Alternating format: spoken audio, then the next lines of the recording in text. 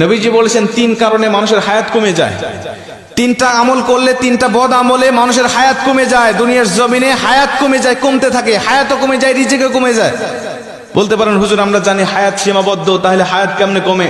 নবীজি বলছেন, বুখারীর বর্ণনায় আবু হুরায়রা রাদিয়াল্লাহু তাআলা হাদিসটা বর্ণনা করেছেন, মানুষের কিছু নেক আমলের কারণে হায়াতের মধ্যে আল্লাহ বরকত দান করে, আবার বদ আমলের কারণে আল্লাহ পাক মানুষের হায়াতের মধ্য থেকে বরকত ছিনিয়ে নেয়, ওই মানুষটা দ্রুত দুনিয়া থেকে বিদায় নিয়ে চলে যায়। হায়াত নির্ধারিত, রিজিকও নির্ধারিত, কিন্তু আল্লাহ পাক এর মধ্যে বরকত রেখে দেয়। একটা উদাহরণ দিয়ে ভালো বুঝবেন। হালাল পথে কেউ ইনকাম করে মাসে 10,000 টাকা, হারাম পথে কেউ ইনকাম করে মাসে 50,000 টাকা।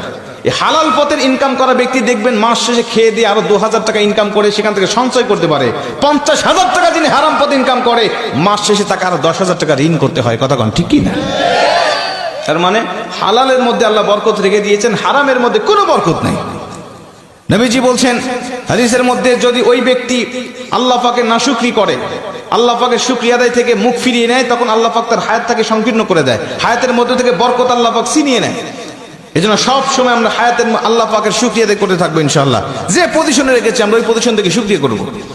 2 নম্বরে নবীজি বলছেন, ওই ব্যক্তির হায়াতটাকে আল্লাহ পাক সংকীর্ণ করে দেয় যেই ব্যক্তি দুনিয়ার জমিনে প্রয়োজনের থেকে অতিরিক্ত খাবার খায়। মানুষের রিজিক কিন্তু নির্ধারিত, আমরা জানি। রিজিক শেষ হয়ে যাবে, আপনার হায়াত ফুরিয়ে যাবে, আপনি দুনিয়া থেকে বিদায় নিয়ে চলে যাবেন। একটা দানা যখন আপনার জন্য আর পৃথিবীর এই প্রান্ত থেকে ও প্রান্ত ফেরেশতারা খুঁজে পাবেন না, আপনার রিজিকের ব্যবস্থা হবে না, সেদিন মালাকুল মউত আপনার কাছে উপস্থিত হয়ে যাবে। খাবার খাবেন, হিসাব করে খাবেন। 3 নম্বরে নবীজি সাল্লাল্লাহু আলাইহি ওয়াসাল্লাম বলছেন, ওই ব্যক্তির হায়াত আল্লাহ পাক ফুরিয়ে নেয়, কমিয়ে নেয়। ওই ব্যক্তিকে আল্লাহ পাক দ্রুত তার হায়াতের মধ্য থেকে বরকত আল্লাহ পাক ছিনিয়ে নেয় যেই ব্যক্তি আত্মীয়তার সম্পর্ক ছিন্ন করে ফেলে। আত্মীয়তার সম্পর্ক ছিন্ন করা মানুষ এখন আমাদের সমাজে বাড়তেছে না কমতেছে? আমার হক আমার বোন পাবে, আমার বোন আমার বাবার থেকে হকটা নিয়ে চলে গেছে। আমি বুঝেছি আমার বোন কেন আমার হক নিয়ে চলে গেল, আমার ফুফু কেন হক নিয়ে চলে গেল। আমি তখন থেকে আমার বোনের সাথে, ফুফুর সাথে আমি সম্পর্ক ছিন্ন করে ফেলেছি। ঠিক না বে ঠিক? অথচ আমি আমার বাবার সম্পদ হক ভক্ষণ করতেছি, আমার কোনো দোষ নাই। আমার বোন আমার বাবার সম্পদ ভক্ষণ করলে আমার বোনের দোষ হয়ে যায়।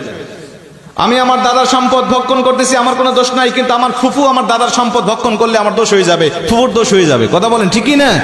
এই সম্পত্তির জের ধরে আজকে অধিকাংশ আত্মীয়দের সাথে আমাদের সম্পর্ক ছিন্ন হয়ে গেছে। আজকে আমাদের সম্পর্ক ভালো নাই। অথচ নবীজি বলছে, যেই ব্যক্তি আত্মীয়তার সম্পর্ক ছিন্ন করে, ওই ব্যক্তির জন্য জান্নাত একেবারে হারাম করে দেওয়া হয়েছে। আজকে দেখেন, আপনার আত্মীয়র মধ্যে কার সাথে সম্পর্ক আপনার ঠিক নাই, মাহফিল থেকে গিয়ে আপনি তার সাথে সম্পর্ক জোড়া লাগানোর চেষ্টা করবেন। বোনের সাথে কথা বলেন না, বোনের সাথে কথা বলেন। ফুফুর সাথে কথা নাই, ফুফুর সাথে কথা বলেন। চাচা ভাতিজার সাথে সম্পর্ক নাই, চাচা ভাতিজার সাথে সম্পর্ক জোড়া লাগিয়ে ফেলেন। কসম করে বলছি, নবীজি বলছে, যারা আত্মীয়তার সম্পর্ককে রক্ষা করে, জোড়া লাগায়, আমি নবী আর ওই বান্দা একই জান্নাতে থাকবো। আল্লাহ পাক আমাদের আত্মীয়তার সম্পর্ক রক্ষা করার তৌফিক দান করুক। জোরে বলেন আমিন।